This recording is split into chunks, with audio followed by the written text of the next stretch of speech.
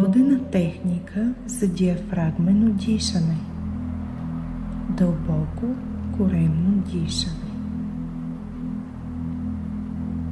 Моля, седнете удобно или легнете по гръб. Поставете едната ръка на гърдите си, а другата на корема.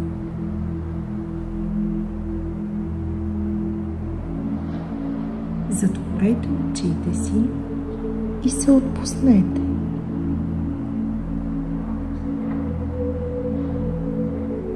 Започнете с обикновено дишане и наблюдавайте как се движат ръцете ви. Дишвайте нормално и отбележете дали ръката ви на гърдите се движи повече от тази на корема.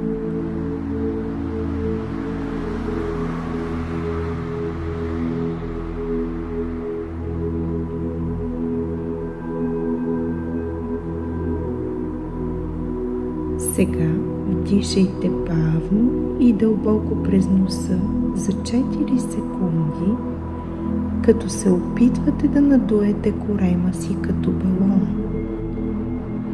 Ръката на корема трябва да се повдигне, а тази на гърдите да остане почти неподвижна. Вдишване.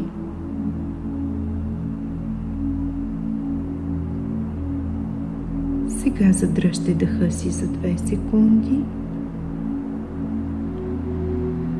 Сега издишайте бавно през устата за 6 секунди, като леко стягате коремните мускули.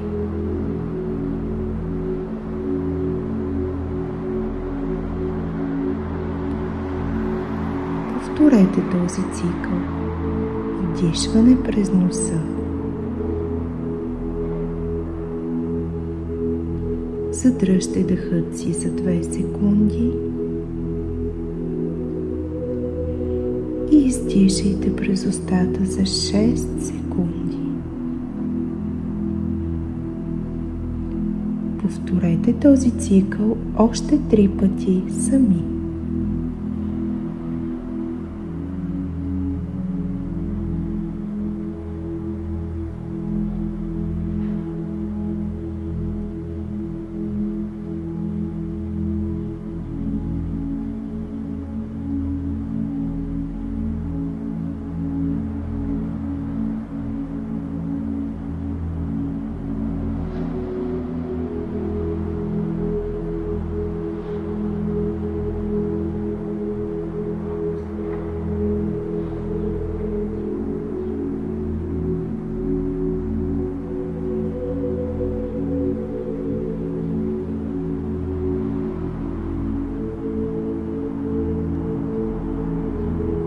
Ръката на гърдите ви трябва да остава почти неподвижна, докато ръката на корема се движи нагоре и надолу с всяко вдишване и издишване. Целта е да се използва диафрагмата за дишане, което помага за по-дълбоко и по-ефективно снабдяване с кислород и за успокояване на нервната система. Практикувайте тази техника всеки ден за 5-10 минути, за да стане естествена част от вашето дишане.